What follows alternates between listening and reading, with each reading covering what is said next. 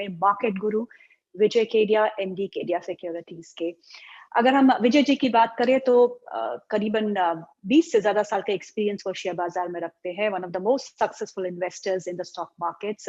19 साल की उम्र से वो शेयर बाजार से जुड़े हुए हैं। अपने शार्प माइंड एंड स्ट्रेटजी से मिस्टर केडिया ने शेयर बाजार में अपना एक मुकाम हासिल किया है। आइए उनसे हम खास मुलाकात शुरू करते हैं। Welcome mister Kedia to the show. Thank you ma'am, thank you very much. Vijay ji, अगर हम बाजारों की बात करें, शुरुआत बाजार से ही करते हैं क्योंकि काफी वॉलेटाइल मार्केट्स है, काफी लोग बहुत परेशान भी है, फंसे हुए हैं, जानते ही नहीं है कि बाजार की दिशा यहाँ से कहाँ की ओर जाएगी। आप क्या समझते हैं? थोड़ी बहुत रिकवरी हमने बाजारों में देखी, क्या ये सस्टेनेबल है? और अगर सस्टेनेबल है तो यहाँ से बाजार आपको किन की फैक्टर्स से या और किन की सेक्टर्स से ये बाजार आगे बढ़ेगा? देखिए मैम, सबसे पहले आपको बाजार के बारे में थोड़ा सा मेरा एक एनालॉजी है जो मैं आपके साथ में शेयर करना चाहता हूँ। श्योर। कि ये जो बुल मार्केट है ना, जिसको हम बुल मार्केट बोलते हैं अंग्रेजी में, ये बुल मार्केट है, ये कमजोर इन्वेस्टर पैदा करता है। जो भी इन्वेस्टर बुल मार्केट में पैदा होते हैं वो कमजोर क्वालिटी के इन्वेस्टर होते हैं। और ये कमजोर क्वालिटी के जो इन्वेस्टर होते हैं ये एक्चुअली बेयर मार्केट पैदा करते हैं। इनके कारण ही बेयर मार्केट आता है। फिर ये जो बेयर मार्केट जो चलता है थोड़े दिनों, ये बेयर मार्केट एक्चुअली मजबूत इन्वेस्टर पैदा करता है, होशियार इन्वेस्टर पैदा करता है ये बेयर मार्केट। और वो जो होशियार इन्वेस्टर जो होते हैं, जो बेयर मार्केट से तबके जो इन्वेस्टर निकलते हैं, वो होशियार हो जाते हैं और वो नया बुल मार्केट पैदा करते हैं। और फिर नया बुल मार्केट फिर वही कमजोर इन्वेस्टर पैदा करता है। तो ये एक साइकिल है जो 25-30 सालों से तो मैं देखता आया हूँ, और सेंचुरियों से यही साइकिल, सदियों से यही साइकिल चलते आ रहा है शेयर बाजार के अंदर में। तो ये यहाँ का क्रम है। ये जैसे लाइफ के अपने कई फेजेस होते हैं, सुख दुख, लाभ हानि, जीवन मरण, दिन रात, और हंसी खुशी, और जिस तरह हम लोग देखते हैं कि विंटर और समर, ये शेयर बाजार के यही क्रम है। ये क्रम ऐसे ही चलता रहेगा। और अभी का भी जैसा जो माहौल हुआ है, जो हम लोगों ने देखा कि 20 के बाद में जो भयंकर तेजी आई 21 के अंदर में, और वो उसी का ये क्या शेयर बाजार में बड़ा सीधा साधा सदे सदाए कुछ नियम है, 10-15 नियम ऐसे बड़े सीधे सदाए हैं कि जो जब भी यूफोरिया होता है, और जब इस तरह का यूफोरिया होता है कि शेयरों में अर्निंग नहीं है और शेयर 10 गुना हो गए, 5 गुना हो गए, और सब जो आज नए नए आ गए और आज कमा लिया, कल कमा लिया, ये जब ऐसा यूफोरिया होता है उसके बाद में क्राइसिस की स्थिति पैदा होती है। ये एकदम सदा सदाया प्रकृति का नियम, ये उसी का ये परिणाम है। जो वो इतना बड़ा यूफोरिया हुआ था 21 के अंदर में, ये उसी का एक क्राइसिस का है। ये थोड़े दिन ये चलेगा, ये क्राइसिस थोड़े दिन में खत्म हो जाएगी। ये मेरा अपना पर्सनल अनुमान है कि कोई भी क्राइसिस इंडिया में ज्यादा चलती नहीं है, और ये थोड़े दिन में खत्म हो जाएगी। फिर एक नया बुल मार्केट का अब क्या अभ्युदय होगा या उदय होगा, ऐसा मेरी धारणा है। बिल्कुल सही, बहुत ऑप्टिमिस्टिक है आप, क्योंकि मैं आपके ट्विटर को हैंडल को फॉलो करती हूँ, मैं आपको बहुत सुनती हूँ। पर अगर हम इस बाजार की बात करें विजय जी, क्या आपको लगता है इस बाजार में इस समय जो बहुत बुरी खबरें हैं, it's priced in, the worst is priced in the market, या फिर आपको लगता है कि नहीं, अभी नहीं, यूक्रेन की क्राइसिस अभी भी चल रही है, क्रूड अभी भी $110 के ऊपर कामकाज कर रहा है, और यूएस की पॉलिसीज का पता नहीं, तो आप क्या कहेंगे? देखिए, मैंने तो मेरी जिंदगी में ये अनुभव किया है कि जब भी कोई भी क्राइसिस आती है, जो भी इस तरह के जो भी जब होते हैं, चाहे वो इन्फ्लेशन हो या इंटरेस्ट रेट हो या यूक्रेन वॉर हो, रशिया वॉर हो, जो भी हो, आप ये देखिए, जब रशिया और यूक्रेन वॉर हुआ, उस समय जब वॉर शुरुआत हुआ, उसमें मार्केट थोड़ा घटा, और उसके बाद में मार्केट वापस तेजी से बढ़ा। During the war also market वापस बढ़ा, रिएक्शन आया मार्केट के अंदर में। तो मेरे को ऐसे लगता है कि मार्केट में जो भी अनिश्चितता की स्थिति जो होती है, वो अगर आप जानते हैं कि ये नेगेटिव फैक्टर है, तो मोर और लेस वो नेगेटिव फैक्टर प्राइस के अंदर में काउंट होता है। मोर और लेस मैं बोलता हूं, टाइमिंग डिफरेंट हो सकती है, हो सकता है और 1 महीना प्रोलॉन्ग हो जाए, वो दूसरी बात है। लेकिन जो फैक्टर आप जान रहे हैं कि इंटरेस्ट रेट ऐसे होने वाली है, इन्फ्लेशन ऐसे होने, यूएस में रिसेशन आने वाला है, यूएस में रिसेशन आने वाला है, इंडिया में रिसेशन नहीं आने वाला। अभी तक इंडिया में रिसेशन की कोई संभावना नहीं है, समझिए यूएस में रिसेशन आने वाला है, ये सारी दुनिया जानती है। उसी कारण आप देखिए स्मॉल कैप और मिड कैप जो है 50%, 75% तक डाउन हो चुके हैं। अमेरिका में तो ऐसे ऐसे शेयर है जो 90% तक गिर चुके हैं वो। तो मेरा अनुमान ऐसा है कि जो चीज आप जानते हैं अनसर्टेनिटी जो है वो आप जानते हैं, वो प्राइस के अंदर में है। मार्केट रिएक्ट होता है अनसर्टेन सर्टेनिटी से, जो जो जो ऐसी अनिश्चितता है जिसको आप भांप नहीं सकते हो, और अचानक कुछ होता है, उसमें मार्केट घबराता है। तो ऑफ कोर्स ये मेरा ऑप्टिमिज्म का व्यू है। मेरे को ऐसे लगता है कि मोरलेस ये प्राइस में है। टाइमिंग उल्टी सीधी हो सकती है, उसमें और 10 दिन लग जाए, 20 दिन लग जाए, 1 महीना लग जाए, वो एक अलग बात है। टाइमिंग अलग अलग मैटर है, ऐसा मैं सोचता हूँ। अभी तक हमने बाजारों में देखा, पिछले 8-9 महीने से एफआईआई की खूब सेलिंग हम देख रहे हैं, लेकिन हमारा मार्केट जो है हार्डली हमने कोई कैपिचुलेशन देखी, बिकॉज इन्वेस्टर जो है इस बार थोड़ा बहुत तगड़ा है, होल्ड करके बैठा हुआ है अपने पोर्टफोलियो को, स्टॉक्स को, और लंबी अवधि का व्यू रख के चल रहा है। क्या आपको लगता है कि अभी तक तो जिन लोगों ने पैसा नहीं निकाला, डोमेस्टिक इंस्टीट्यूशंस अभी तक निवेश कर ही रहे हैं, सपोर्ट कर रहे हैं बाजारों को, कहीं कोई डर है आपको कि एक बार वो निकलना शुरू हो गए तो बाजार कहाँ जाएगा? अब ये डर का तो कहीं कोई जिंदगी में जवाब नहीं है। ये डर आप खुद पैदा करते हैं कि तुम होगी तो ऐसा होता, तुम होती तो वैसा होता, ऐसा राइट। होता वैसा होता। ये तो इसका उत्तर कभी मिलना नहीं है। आप ये समझ लीजिए 25-27 साल हो गए एफआईएस को इंडिया में। 92-4 के बाद में एफआईएस आई थी, करीब 28-30 साल होने को आ गए। ऐसा माहौल कभी जिंदगी में मैंने तो नहीं देखा कि जब एफआईएस बेच रही हो और यहाँ पर मार्केट टिका हुआ खड़ा हो और डीआईएस ने सामना किया हो। जो घरेलू निवेशक है उन्होंने डट के सामना किया एफआईएस ने, और एफआईएस ने जो भी $25 बिलियन है, कितना बिलियन डॉलर जो भी 1 साल 2 साल के अंदर में बेचा है। लेकिन आप ये समझ के चलिए कि उनका टोटल इन्वेस्टमेंट $550-600 बिलियन का है इंडिया के अंदर में। उसमें 25 बिलियन अगर बेच भी दिया तो ऐसा कोई पहाड़ नहीं टूट गया। ये तो हम लोगों ने हवा बना रखा है, एफआईएस के नाम का हवा बना रखा है। ये तो 2-2.5 हजार, आप जरा सोचिए 2-2.5 हजार करोड़ का क्या मायने रखता है। 2-2.5 हजार करोड़ वो लोग माल बेच देते हैं। यहाँ पर लोग एफआईएस के फिगर के बारे में बातें करने लग जाते हैं। अरे वो भगवान है क्या? 2-2.5 हजार करोड़ क्या मायने रखता है? इतने बड़े क्या $2.5 ट्रिलियन या कितना का मार्केट है, मेरे को अभी ध्यान नहीं है। उसमें क्या 2-2.5 हजार करोड़ रोज का मायने रखता है? उतना तो डीआई हमारे लेते ही है रोज रोज। तो ये पहली बार इतिहास के अंदर में ऐसा हुआ है कि एफआईआई माल बेच रही है और डीआई सामना कर रहा है। ऑफ कोर्स प्राइस भी उसके अंदर में ऑलरेडी, आप जो कैपिटुलेशन की बात कर रहे हो तो ऑलरेडी घट चुके हैं। ऑलरेडी यहाँ पर 50-50% मिड कैप के शेयर गिर चुके हैं। तो अभी बच्चे की जान लेंगे क्या? अभी आप ये स्थिति आप सोचिए मैडम, ये स्थिति सोचिए कि अब अगर ये कभी लेने के लिए आए तो इनको माल कौन देने वाला है? आप ये सोचिए, इनका माल एब्जॉर्ब हो गया, अब ये लेने आए। तो मेरा एक कोट भी था कि मजा तो उस दिन आएगा जिस दिन ये सेलर से बायर बनेंगे और उस दिन डीआई अग्रेसिव बायर बनेगी, तब खेला जमेगा, तब नया इतिहास रचा जाएगा इंडिया के अंदर में डीआई और एफआईएस का बीच में। मेरी विशफुल थिंकिंग है और मेरा ऐसी सोच है कि शायद ऐसा टाइम आएगा। बिल्कुल आएगा सर। मार्केट में अगर हम वैल्यू की बात करें, 1 साल पहले हम बोलते थे वैल्यूएशन बड़ी स्ट्रेच्ड है, बहुत रिच वैल्यूएशन है इंडियन मार्केट्स की। क्या आपको लगता है कि अब वैल्यूएशन बिल्कुल फेयर हो चुकी है और ये सही टाइम है कुछ share large cap frontline stocks में निवेश करने का? क्योंकि आप का जो निवेश का पैटर्न है वो बेसिकली मिड कैप से ज्यादा फोकस्ड। देखिए, मैं आपको बताता हूं, इस बात का एक उत्तर नहीं है, क्योंकि जब हम शेयर बाजार की बात करते हैं कि शेयर बाजार अंडर वैल्यूड हो गया या शेयर बाजार ओवर वैल्यूड हो गया, तो मेरे ख्याल से ये एक सही तथ्य नहीं है। क्योंकि शेयर बाजार की बातें करते हैं माने हम 5,000 शेयरों की बातें कर रहे हैं, आप ये समझिए। और इंडेक्स की बातें कर रहे हैं तो खाली 30 शेयरों की बातें कर रहे हैं कि डाउ अपना समझिए सेंसेक्स के 30 शेयर या निफ्टी के 50 शेयरों की बातें कर रहे हैं। तो लेकिन दुनिया उनसे हटकर भी है, उनसे अलग भी एक दुनिया है। तो इस बोलकर मैं जनरली इंडेक्स के हिसाब से कभी शेयर बाजार को जज नहीं करता हूं।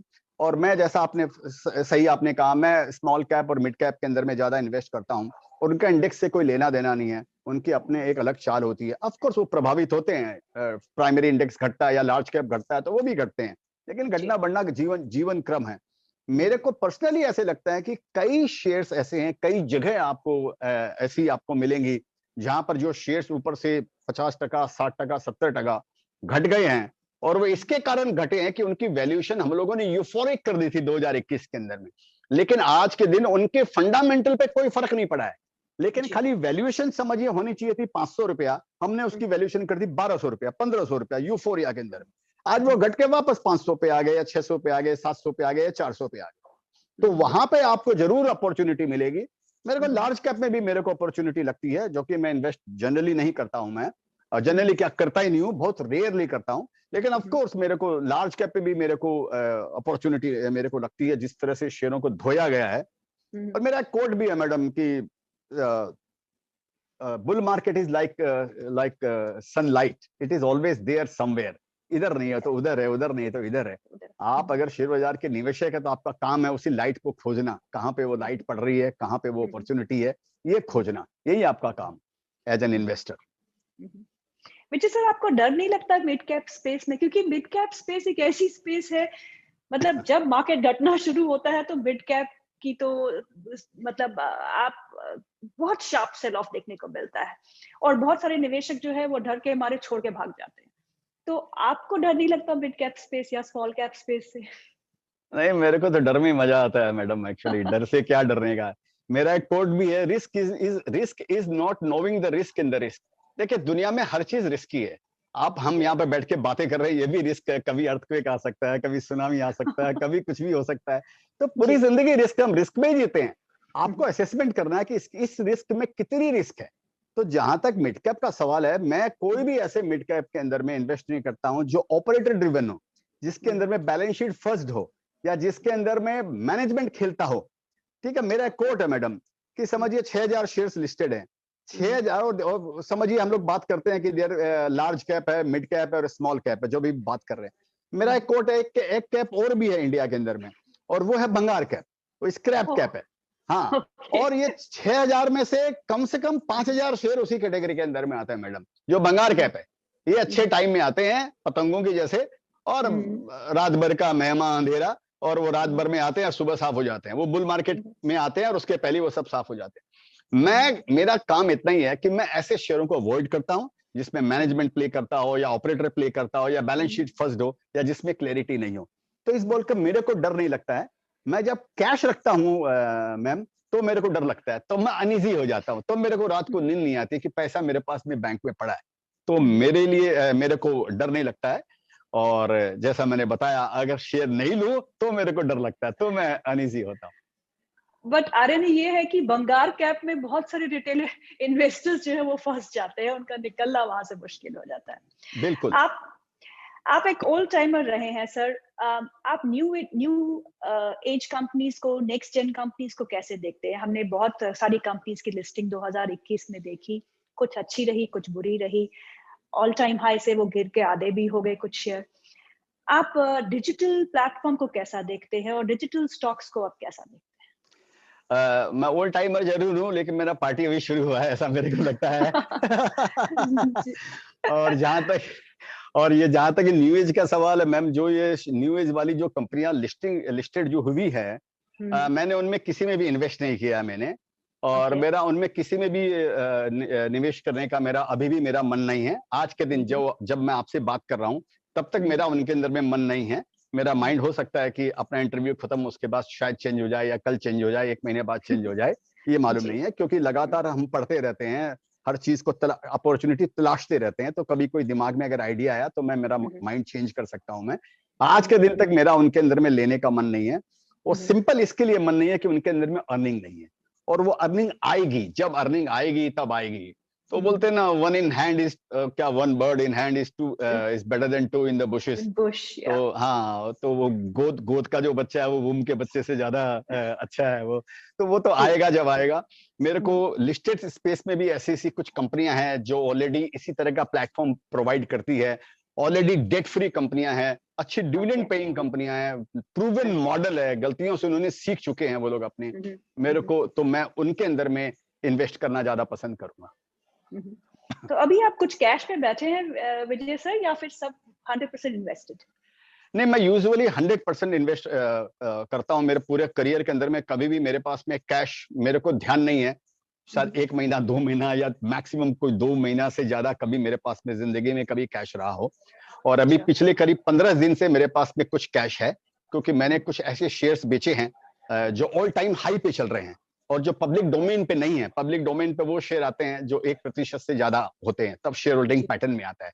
तो मेरे पास में कुछ ऐसे शेयर्स हैं जो ऑल टाइम हाई पे थे। तो 15 दिन पहले मैंने उनको उनको बेचकर थोड़ा बहुत मैंने कैश इकट्ठा किया है, और वो अपॉर्चुनिटी देख रहा हूँ। 20 दिन हुए होंगे करीब, शायद हो सकता है अगले 20 दिन में या 1 महीने के अंदर में मैं उनको निवेश कर दूं, बाजार में लगा दूं।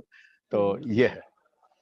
तो अगर आपके पोर्टफोलियो की बात करें विजय सर, यहाँ पे वेल्थ क्रिएटर्स जो रहे हैं आपके पोर्टफोलियो के, तो कितने तक के रिटर्न्स दिए हैं उन्होंने? तो हाईएस्ट रिटर्न क्या पाया है आपने अभी तक, अगर स्पेसिफिक स्टॉक की बात करें? हाईएस्ट रिटर्न मेरे को 2-3 शेयर्स ऐसे हुए हैं जो मेरे को 100 टाइम्स रिटर्न दिए हैं मैडम।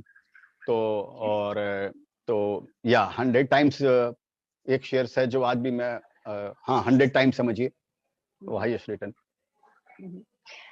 आपका नाम जिस शेयर से जुड़ता है ना सर, वो शेयर तो रॉकेट बन जाता है। अगर शेयर बाजार में खबर आ गई कि विजय सर ने ये वाले शेयर में हिस्सेदारी शेयर उठाए हैं या इस कंपनी में हिस्सेदारी खरीदी है थोड़ी बहुत, तो वो शेयर तो आपके नाम से ही चलता है। तो ऐसा कोई शेयर है जो आप खरीदने वाले? नहीं, ये तो बताना मेरे बिजनेस के प्रति वफादारी नहीं रहेगी। और मैं ये क्लेरिफाई कर देता हूं कि ऐसा जरूरी नहीं है कि जो मैं शेयर्स लेता हूं वो सारे शेयर्स चलते हैं। मेरे को इस बात का डर रहता है, इस बोलकर मैं आजकल मैं सोच समझ कर इन्वेस्ट करता हूं, क्योंकि मेरे को मालूम है कि अगर मैं समझिए एक दिन में आधा प्रतिशत से ज्यादा शेयर लिया तो शेयर होल्डिंग पैटर्न में नाम आ जाएगा, तो नए इन्वेस्टर या जो छोटे इन्वेस्टर हैं जो मेरे को फॉलो करते हैं वो ले लेंगे। तो मेरी ये नैतिक जिम्मेदारी है, मेरी ये मॉरल जिम्मेदारी है कि मैं और ठोक बजाकर इन्वेस्ट करूं, तो मेरी जिम्मेदारी बढ़ जाती है। कई शेयर्स मेरे ऐसे भी हुए हैं मैडम जो मैं लिया हूं और लेने के बाद में थोड़ा सा बढ़े, लेकिन अल्टीमेटली आज भी वो डाउन है। 2020 में जितने भी मैंने शेयर्स लिए, मोर और लेस जितने भी मैंने शेयर्स लिए, वो सब मल्टीप्लाई हुए 2021 के अंदर। 2021 हाफ के बाद में, 2021 सितंबर के बाद में एक दो शेयर्स मैंने नए लिए हैं, जो शेयर्स वो मेरे कॉस्ट प्राइस से 40% डाउन है। तो ये जरूरी नहीं है कि मैं सफल होता हूं या मेरी सक्सेस रेट 50% से ज्यादा नहीं है। तो ये इन्वेस्टरों को समझना चाहिए कि आप किसी को फॉलो मत करो, उनके प्रिंसिपल को फॉलो करो। किसी के भी, हर आदमी की सुनो, सबके प्रिंसिपल को समझो और अपनी बुद्धि लगाकर उसको फॉलो करो।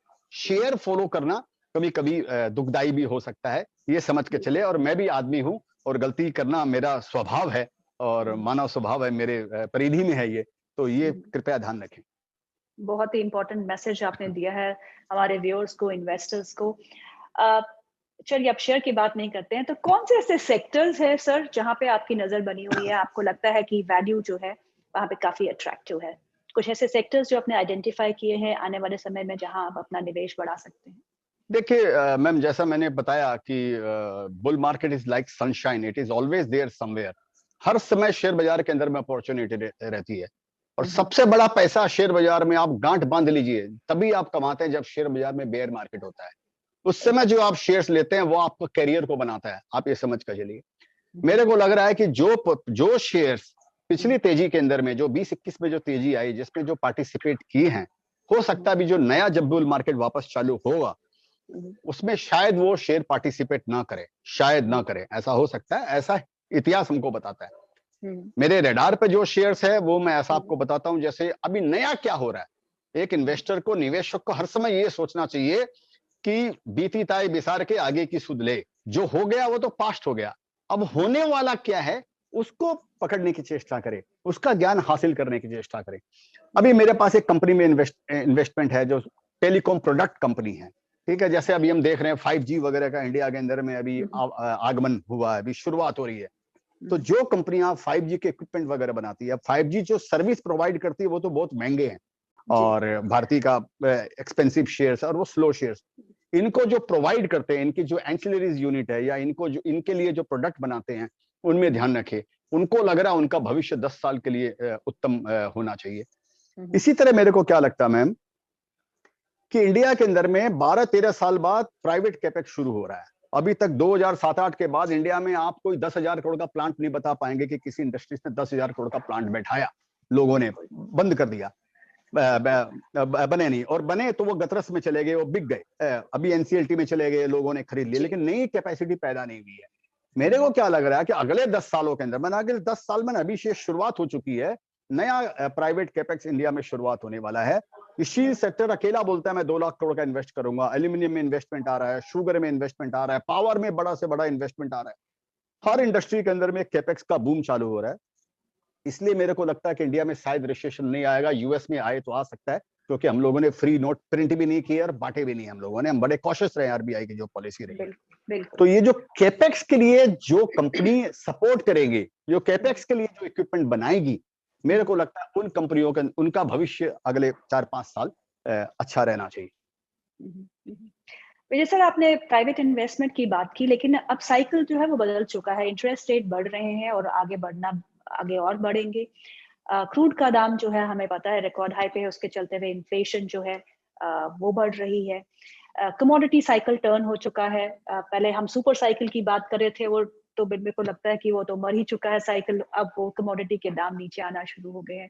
Semiconductor shortage, supply side constraints, ऐसे में आपको लगता है कि प्राइवेट इन्वेस्टमेंट जिसकी हम बात करें, जिसकी आपने भी बात की, जो बहुत अनाउंसमेंट्स भी आ चुकी है, उनमें थोड़ा डिले होगा? देखिए, मेरे को नहीं लगता कि हो सकता है थोड़ा बहुत डिले हो भी सकता है, लेकिन कितना डिले आप बात कर रहे हैं? हो सकता है 1 क्वार्टर डिले हो जाए, हो सकता है 6 महीना डिले हो जाए। हम तो 14 साल के वनवास के हिसाब से यहाँ पर बैठे हुए 2008 के बाद में कि कब प्राइवेट कैपेक्स आएगा। तो हमारे लिए 6 महीना क्या बड़ी बात है अगर आप एक लॉन्ग टर्म इन्वेस्टर हो। और दूसरा, मैडम कितनी बार इन्फ्लेशन ऐसा हुआ है, 11-12% में इन्फ्लेशन इंडिया के अंदर में हुआ है। और मैंने ऐसे मार्केट भी देखे हैं जहाँ 11-12% इन्फ्लेशन में भी शेयर बाजार तेज हुआ है। अब इंटरेस्ट रेट की आप बात करते हैं, इंटरेस्ट रेट तो पहले से आधा है। जो 20 साल पहले, 15 साल पहले जो इंटरेस्ट रेट थी, उससे तो आज के दिन में आधे इंटरेस्ट रेट के ऊपर में हम खड़े हुए हैं, अगर देखा जाए तो मेरे को लगता नहीं है कि इसका कोई लॉन्ग टर्म फर्क पड़ेगा अनटिल अनलेस ये प्रीवियस। और $120 आप क्रूड की बात करते हैं, ऑफ कोर्स हमारे लिए बहुत जरूरी है। $120 क्रूड का होना हमारी अर्थव्यवस्था को बहुत खराब करता है। लेकिन अगर आपको याद हो तो शायद मेरे को 2008 में भी $135 का भाव हो गया था क्रूड का, 2007-8 में समथिंग ऐसा हो गया। ये साइकिल है मैडम, ये चलता रहेगा। ये इसका अपने पास में उत्तर भी नहीं है, और ये हम इसके उत्तर देने के लायक भी नहीं है। इसका यही उत्तर है कि ये तो फेजेस हैं तेजी और मंदी के, और ये चले थे और वापस अभी क्रूड ऊपर से गिरा है। मेरे को लगता है वापस थोड़े दिन के अंदर में ये सेटल हो जाएगा। और कमोडिटी के प्राइस की जो आप बात कर रहे हैं, सुपर साइकिल आप बात कर रहे हैं, ये तो बहुत अच्छी बात है। आप समझिए, एल्यूमिनियम के भाव ऊपर में $3800 हो गए थे, और 2 साल पहले एल्यूमिनियम का भाव, अगर मेरे आंकड़े अगर सही है, तो कोई $1800 थे। 1800 का एल्यूमिनियम $3800 हो गया एलएमई में। $3800 वाला वापस $2500 आ गया। तो $2500 के अंदर में एल्यूमिनियम प्रोड्यूस करने वाली कंपनियां दिवालिया नहीं होने वाली है, क्योंकि अभी भी 2 साल के बाद, 2 साल से अभी भी वो 25-30% ऊपर में अभी टिके हुए उनके भाव है। जो 3800 का जो भाव आपने देखा वो साफ हो गया, वो बहुत अच्छी बात है। वो साफ होने से एक्सपेंशन पे फर्क अच्छा असर पड़ेगा। जो कंपनियां उन प्रोडक्ट को खरीदती है, जो स्टील खरीदती है, जो एल्यूमिनियम, निकल, जिंक खरीदती है, उनको तो बहुत बड़ी राहत मिल गई ना। तो हमको ऐसा सुपर साइकिल नहीं चाहिए कि जिसमें खाली एक इंडस्ट्री कमाए और 99 इंडस्ट्री बर्बाद हो जाए।